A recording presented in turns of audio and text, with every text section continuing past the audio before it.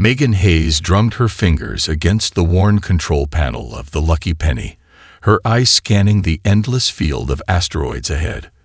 The ship's ancient coffee maker sputtered in the background. A reminder that even the most basic comforts needed maintenance out here in the belt.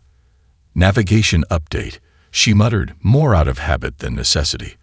The holographic display flickered to life, casting a pale blue glow across her features. 3 more hours until she'd clear the dense part of the belt, then a straight shot to the Europa station with her cargo of mining equipment. The radar pinged, an unexpected sound in the quiet cockpit. Megan leaned forward, her brow furrowing. Something was moving out there, something that definitely wasn't an asteroid. The object spun erratically, its trajectory suggesting a complete loss of stabilization control. "Well, that's not something you see every day," she said, adjusting the Lucky Penny's course to intercept. The object grew larger on her screen, its design unlike anything she'd seen before. The hull was sleek, almost organic in its lines, with what appeared to be crystalline formations growing along its surface. The ship's computer chirped a warning. "Unknown design. No match in database." Megan snorted. "Yeah, thanks for that brilliant insight."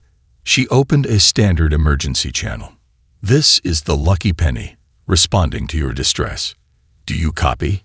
Static crackled through the speakers, then something that sounded like ice cracking mixed with musical notes. Megan was about to try another frequency when a voice cut through, speaking perfect English, despite its otherworldly timbre. "Emergency. Temperature critical. Request immediate assistance." The voice was female, but with an echo that seemed to resonate in Megan's bones.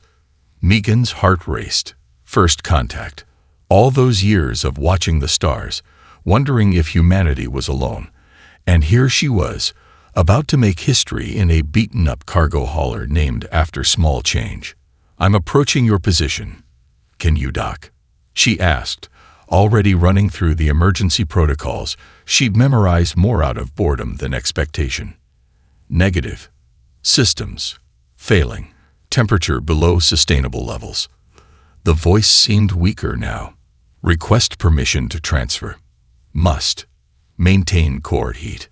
The Lucky Penny's sensors finally got a good read on the alien ship's interior. Megan's eyes widened as she saw the temperature reading. "Holy shit, you're running at nearly 150 degrees Fahrenheit in there." "Cold. Too cold," the voice responded. "Normal operating temperature, 180 degrees. Current systems failure. Fatal soon." Megan quick calculated the risks. Standard protocol said to wait for authorities, to not endanger herself or her ship. But at those temperatures, the alien would be dead long before help arrived. "All right," she said, making her decision. "I'm extending my docking collar. Fair warning. It's going to feel like an icebox to you. Human standard temperature is way lower than what you're used to." She guided the Lucky Penny alongside the spinning craft, using short bursts from her maneuvering thrusters to match its rotation. The docking collar extended, its universal design proving its worth, as it successfully locked onto the alien ship's hull. The airlock cycled, and Megan grabbed an emergency thermal blanket from the supply locker. The inner door hissed open, and she found herself face to face with something out of a dream. The alien stood nearly 7 feet tall, with iridescent blue skin that seemed to shift and ripple like water. Her eyes were triple pupilled, taking in everything at once, and what looked like crystalline formations grew from her shoulders and along her arms. She wore some kind of armor that pulsed with internal light, but Megan could see the systems were failing, the light growing dimmer by the second. "I am HFY," the alien said, her voice stronger now despite the visible shivers racking her frame. "Hunter-class elite of the Cyraxian Enforcement Fleet." She swayed slightly. "And you have my gratitude, human." Megan stepped forward with the thermal blanket, just as HFY's legs gave out. "Let's get you warmed up first," she said, supporting the alien's weight. "Then you can tell me what a hunter-class elite is doing out here in the middle of nowhere." The alien's eyes fixed on her, all three pupils dilating. "The story may put you in danger." Megan couldn't help but grin. "Lady, I pilot a rust bucket through the asteroid belt for a living. Danger's part of the job description." Megan led the still-shivering HFY to the Lucky Penny's small mess hall, where she'd cranked the environmental controls to their maximum setting. The room now felt like a sauna, but the alien Huntress still trembled. "Your ship's database," HFY said, her voice steadier now. "I need to access it. My quarry may have passed through this sector." Megan raised an eyebrow as she jury-rigged a heating pad from some engine parts. "You know, most folks start with small talk before asking to dig through someone's systems." The alien's crystal formations flickered with what might have been amusement. "Very well. Small talk. I have captured 17 of the galaxy's most dangerous criminals this solar cycle. Would you like to see their containment records?"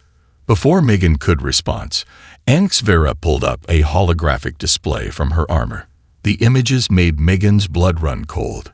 Creatures of all shapes and sizes, each looking more dangerous than the last, all captured by the being currently warming herself in Megan's mess hall. "Impressive resume," Megan said, trying to keep her voice steady. "So what brings a hotshot like you to my neck of the woods?" HFY's triple pupils contracted. "The 18th, a smuggler named Kexthor. He deals in weapons that could devastate entire systems." She paused, her crystalline formations dimming. "He also sabotaged my ship's thermal systems, a common tactic against Saraxians." A warning alarm blared through the ship. Megan's console lit up red. "Movement near your ship," she said, pulling up the external cameras. "Something's." The rest of her words were cut off as HFY's abandoned vessels suddenly lit up, weapons systems activating. The Huntress moved with shocking speed, despite her weakened state. "Down," she shouted, tackling Megan to the floor just as a burst of energy scorched the space where they'd been standing. "Your ship's trying to kill us," Megan demanded, crawling toward the engineering access panel. "Temperature malfunction," HFY explained, her voice tight with pain. "The cold has corrupted my ship's systems. It sees everything as a threat now." Megan reached the panel and yanked it open. "Can you shut it down remotely?" "Negative. All command protocols are frozen." Literally. The alien's crystal formations pulsed with frustration. Another burst of energy rocked. "The Lucky Penny." Megan's mind raced, then she grinned. "Hey, your ship runs hot, right? What happens if it gets too cold?" HFY's eyes widened in understanding. "Complete system shutdown. But we cannot reach the controls." "Don't need to." Megan's fingers flew over her ship's controls. The Lucky Penny used to be a liquid nitrogen transport. Never got around to removing the emergency purge system. She hit a series of commands, and a jet of supercooled gas shot from the Lucky Penny's docking collar. HFY's ship's weapon sputtered, then went dark. "Primitive but effective," the Huntress admitted, a note of respect in her voice. "Though now my ship is completely inoperable." Megan shrugged. "Better than being shot." "Now, about this Kexthor character." HFY's expression turned grave. "He is here, in your solar system. My intelligence suggests he plans to use your sun's energy output for a weapon of unprecedented power." She fixed all three eyes on Megan. "Your help in saving me was admirable, but you should drop me at the nearest station. This hunt is too dangerous for a primitive human." Megan interrupted, her voice sharp. "Lady, I just saved your life and your ship with that primitive technology. Plus, this is my system you're talking about." The alien studied her for a long moment. Finally, her crystal formations brightened. Perhaps your different perspective could be an asset." Kexthor will not expect me to work with a human. Dan right he won't, Megan said, already plotting a new course. So, partner, where do we start looking? Anxvera's response was cut short by another alarm. A new signal had appeared on the radar, moving fast and hot through the asteroid belt. We don't need to look, the Huntress said grimly. He's found us. The Lucky Penny's engine room looked like a cross between a scrapyard and a mad scientist's lab. Megan hung upside down from a maintenance harness, welding together what appeared to be a heating coil from spare parts, while Anxvera watched with a mixture of fascination and horror. You cannot be serious, the Huntress said, her crystal formations flickering anxiously. That configuration violates at least 7 universal engineering principles. Megan pushed up her welding goggles, grinning. Good thing I never studied universal engineering then. Hand me that copper pipe. While you experiment, Anxvera said, passing the requested item. Perhaps I should tell you about the time I captured the quantum pirate of Centauri. It required perfect execution. A shower of sparks interrupted her story as Megan connected two seemingly incompatible parts. Did your perfect execution involve duct tape? Duct tape. Never mind. Keep talking. I'm actually curious how you caught a quantum pirate. Megan twisted another component into place, creating what looked like a makeshift heat exchanger. Anxvera's voice took on a proud tone. I tracked him through 11 dimensions, finally cornering him in a temporal loop. He had never expected. She stopped abruptly, her triple pupils dilating. What is that smell? Probably the coffee maker. It does that sometimes when I'm rerouting power. Megan swung down from the harness, wiping grease from her hands. Okay, try it now. The Huntress approached the jury-rigged device cautiously. Warm air began to flow from the makeshift vents, and her crystal formations brightened noticeably. This is acceptable. But how did you calculate the thermal coefficients without a quantum computer? Didn't. Just remembered how my old space heater worked and scaled it up. Megan checked some readings on her tablet. We've got about 6 hours before Kexthor's ship catches up. Want to tell me why he's so interested in our sun? Before Anxvera could answer, a hidden panel in her armor slid open, projecting a holographic star chart. Your sun is unique in this sector. Its energy output has certain properties that, if harnessed correctly, could power a weapon capable of destabilizing star systems. Well, that's just great, Megan muttered, already moving to the engine controls. And here I was worried. He was after something important. A new alarm blared through the ship. Megan's eyes widened as she read the display. He's not just tracking you, is he? He's been following your ship's heat signature this whole time. Anxvera's formations turned a deep, troubled blue. Impossible. My ship's stealth systems are designed for high-temperature environments. Megan finished. Out here in the cold, they stick out like a flare in the dark. That's why he sabotaged your thermal systems. He wanted you to lead him straight to Earth. The Huntress's expression shifted to one of grim understanding. Then I have put your entire system at risk. We must nothing. Megan interrupted, already running calculations. You're looking at this all wrong. If he can track heat signatures that well. A slow smile spread across her face. How do you feel about playing dead? Playing dead. Yeah, see, humans have this really old trick for hunting. Sometimes, to catch your prey, you have to think like prey. Megan pulled up the ship's schematics. And I've got an idea that's either going to get us killed or make you the most famous huntress in the galaxy. Anxvera studied the human's expression, her triple pupils focusing intently. Your species has a reputation for unusual strategies. The last time I encountered humans, they had reprogrammed a mining drone to dance for entertainment. Trust me, Megan said, already starting to power down non-essential systems. This is going to be way better than a dancing drone. But first, I need you to tell me everything you know about how Cyraxian ships handle extreme cold. The Huntress's formations brightened with interest. Perhaps there is something to be said for primitive thinking after all. Lady, Megan said with a wicked grin, you haven't seen primitive yet. Now, help me find more duct tape. The lucky penny drifted silently through Saturn's rings, its heat signature barely registering above the ice debris around it.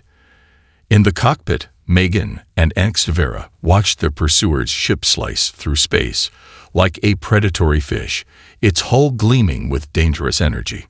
Your plan is madness, Vera whispered, her crystal formations dimmed to their lowest setting. No one hides in a planetary ring system. The collision risks alone are exactly why no one does it. Megan finished, her hand steady on the manual controls. Which is why it's perfect. How's your temperature holding? The Huntress adjusted the makeshift heating pad strapped to her armor. Sufficient. But Kexthor's ship is equipped with thermal weapons. If he finds you, a massive chunk of ice drifted past their viewport, and Megan nudged the ship slightly to let it pass. That's the beauty of it. Out here, everything's ice. His thermal sensors will be overwhelmed. As if on cue, a beam of intense heat sliced through the space they'd occupied moments before, instantly vaporizing several ice chunks. Megan cursed under her breath and pulled the lucky penny behind a larger piece of debris. He's trying to flush us out, Vera observed, her triple pupils tracking multiple trajectories at once. A standard hunter's tactic. Good thing we're not being standard then. Megan reached for a switch that looked like it had been added to the console with more optimism than engineering expertise. Remember that liquid nitrogen system I mentioned? Before Vera could respond, Megan hit the switch. A trail of supercooled gas vented from the lucky penny's stern, creating a cloud of ice crystals that blended perfectly with the surrounding ring particles. Thermal camouflage, the Huntress said, her voice carrying a note of reluctant admiration. Crude, but effective. Another heat beam carved through space, this one coming dangerously close to their port side. The temperature in the cockpit spiked momentarily, causing Vera's formations to brighten in distress. We can't keep this up forever, Megan said, guiding the ship through an increasingly complex dance of ice and void. Sooner or later, he's going to. The ship rocked violently as a piece of ice, the size of a small house, erupted into steam beside them.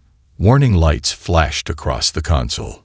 Port engines taking damage from the temperature fluctuations, Megan reported, her fingers flying over the controls. We need to move. Wait, Vera said suddenly, her eyes fixed on a point in space. That pattern in his search, I've seen it before. He's not trying to hit us. Megan glanced at her. What do you mean? He's hurting us. Look at the path of destruction. It forms a spiral, pushing us toward. The Huntress's formations flared with alarm. Pull up, now. Megan yanked the controls without hesitation, just as a massive energy net materialized below them. The lucky penny's hull groaned in protest as they barely cleared the trap, ice particles scraping against their viewport like angry fingers. Okay, Megan said, her voice tight. New plan. You said your people are heat-based, right? How do you feel about playing bait? Vera's expression shifted to one of understanding.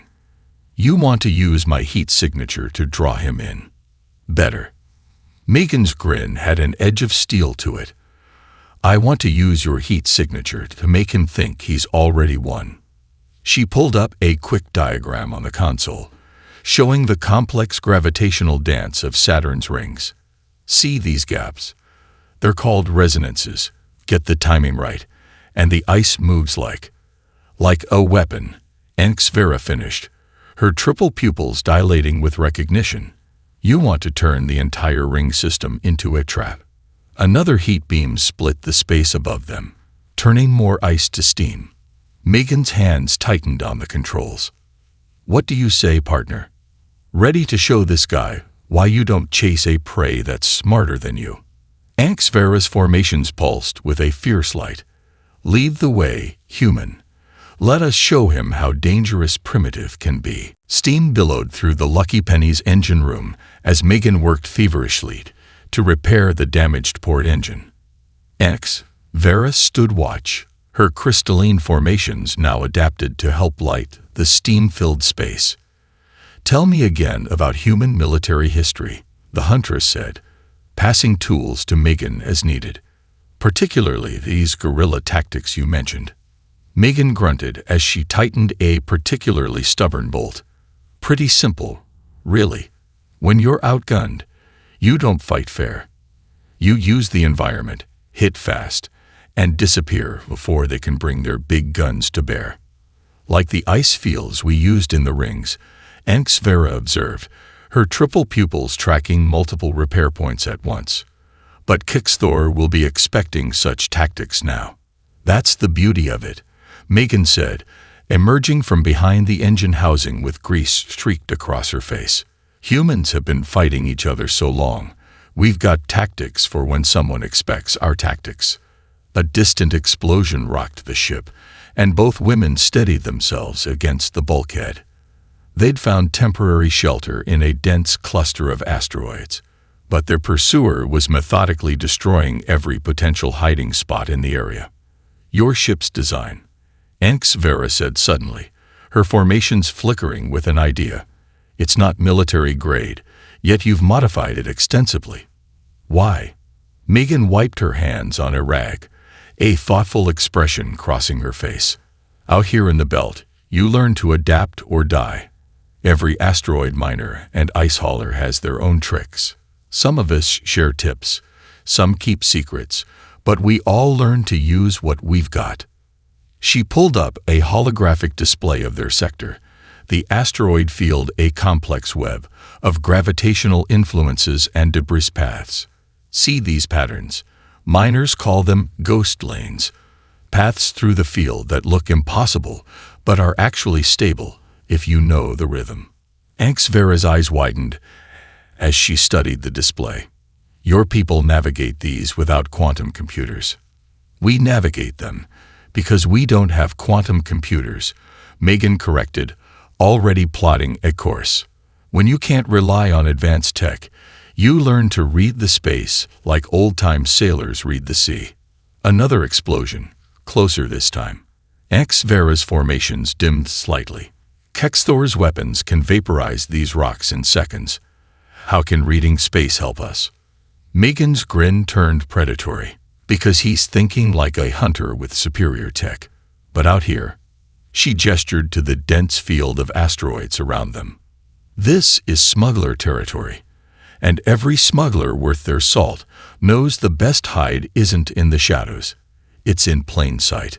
She started powering up the Lucky Penny's engines, the port side now humming in sync with the starboard. Your people are heat-based, right? How do you hide from thermal sensors? We don't, HFY replied. It's impossible for use to mask our core temperature completely. Exactly. So instead of trying to hide your heat signature, Megan's fingers danced across the controls, and the ship's external panels began to shift. We're going to give him so many heat signatures he won't know which one to chase. Understanding dawned in HFY's triple pupils. The asteroid field. You're going to use it as a mirror. Better. Megan activated a series of modifications that definitely weren't in any standard ship's manual. We're going to turn it into a hall of mirrors. And while he's chasing ghosts, the Huntress's formations brightened with fierce appreciation. We spring our own trap. Now you're thinking like a human, Megan said, engaging the main drive. Ready to show this guy why the most dangerous predator isn't always the one with the biggest teeth. HFY moved to the co-pilot station, her crystalline structure now pulsing in perfect rhythm with the ship's engines. Lead the way, partner. Let us show him how the hunted become the hunters.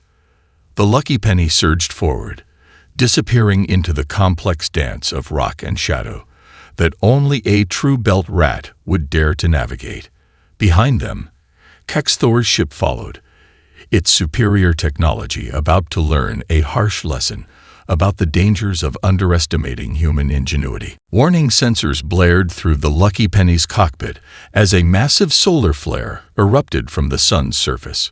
Most ships would be retreating to safer distances, but Megan had their battered cargo hauler flying straight toward the storm. The radiation levels are climbing, HFY reported, her crystal formations flickering with interference from the solar activity. Even Kexthor would not be foolish enough to follow us into this. Megan's hands were steady on the controls as she guided them through the growing electromagnetic chaos.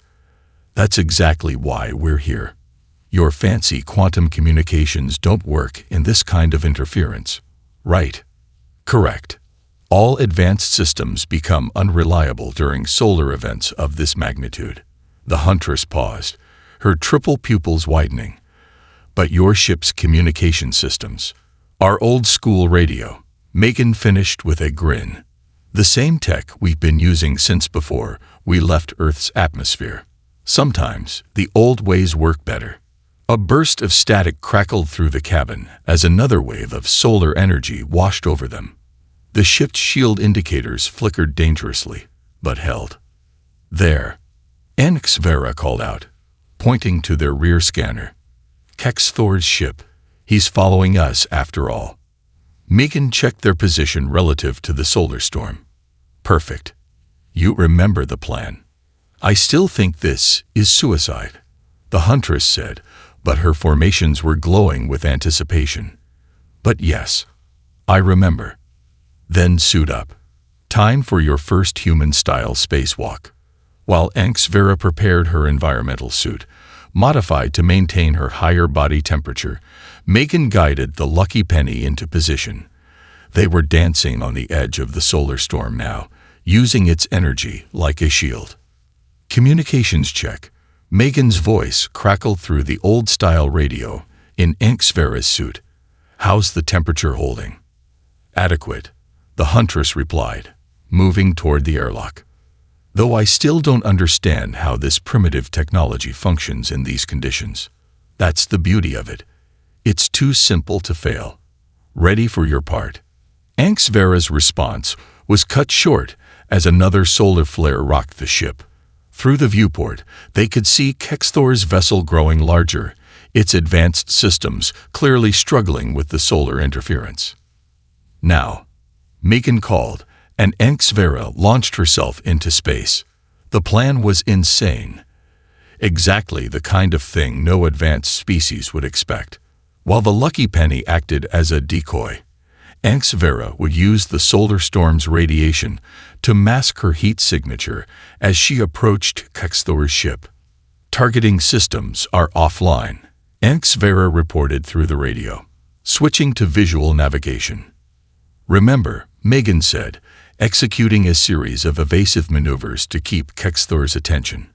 In this kind of storm, you've got about 20 minutes before the radiation starts causing problems. Understood. Though I still cannot believe your species regularly performs such operations. Megan chuckled as she pushed the Lucky Penny's engines to their limit. Look up the Apollo mission sometime. This is nothing compared to what those folks did with slide rules and duct tape. Through the static-filled communications, they could hear Kexthor's ship firing its weapons, the shots going wild in the solar interference. Megan kept them just at the edge of his range, playing the part of wounded prey. In position, HFY reported. Beginning override sequence. Copy that. Starting Phase 2. Megan initiated a series of pre-programmed maneuvers, making the Lucky Penny look like it was starting to lose power. On their screens, they could see Kexthor's ship moving in for the kill. Just like fishing, Megan muttered. Let him think he's got us. A new alarm blared. Kexthor was charging his main weapons array, but before he could fire, his ship's external lights flickered and died. Override successful, HFY announced. her voice triumphant. "His systems are locked down." Megan immediately brought the Lucky Penny around, their own weapons, crude but functional, locking onto the now helpless ship.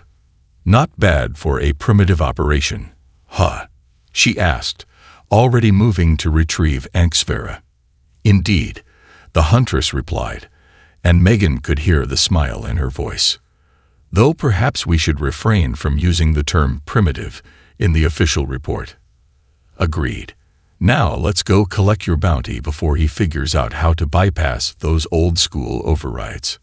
The solar storm raged on around them, a reminder that sometimes the most powerful forces in the universe were also the most basic. The Lucky Penny's hull groaned under the strain as Megan pushed it to full thrust, racing toward Mercury's sun-scorched surface.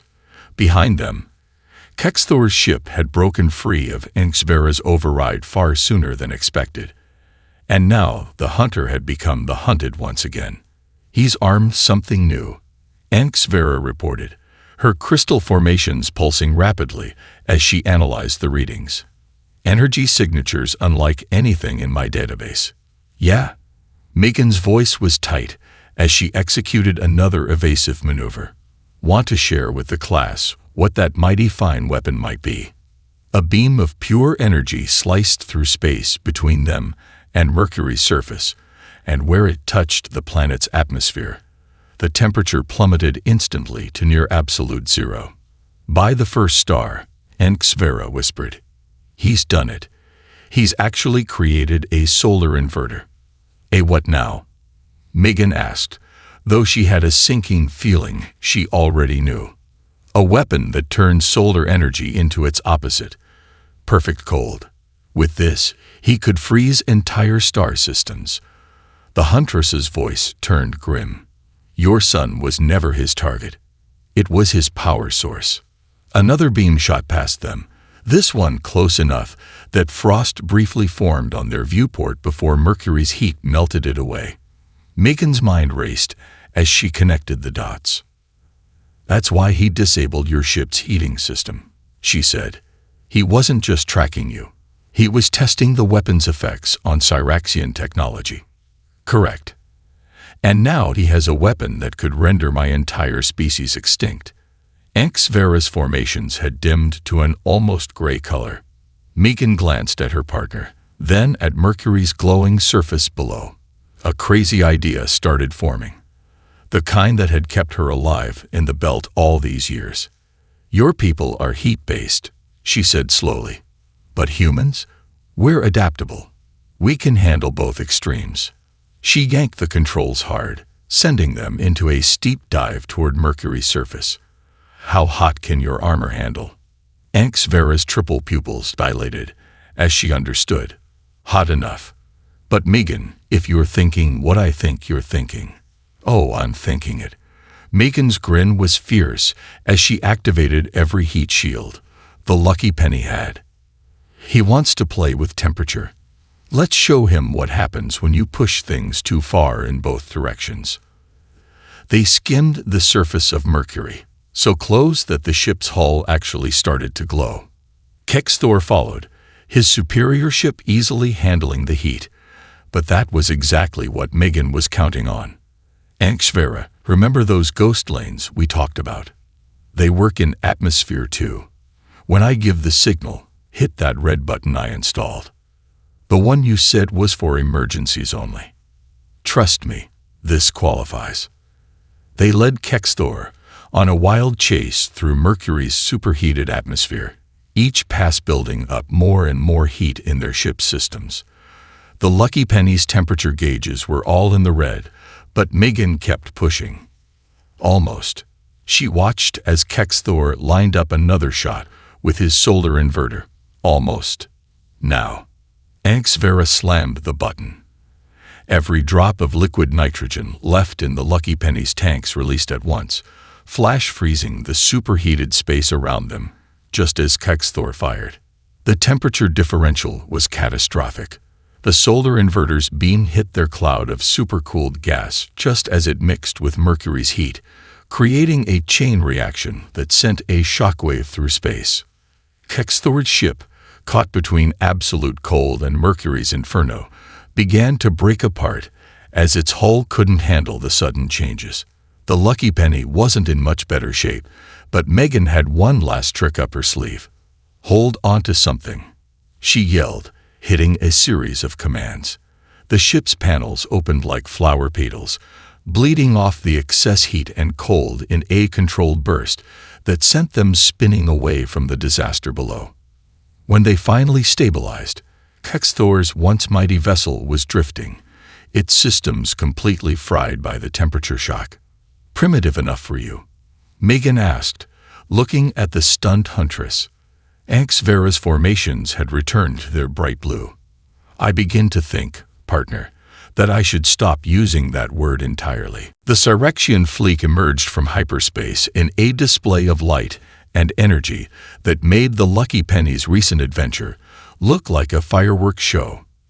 12 ships, each more elegant than the last, their crystalline hulls reflecting the sun's light in rainbow patterns. "Well," Megan said, whistling low as she watched from their cockpit, "your friends sure know how to make an entrance."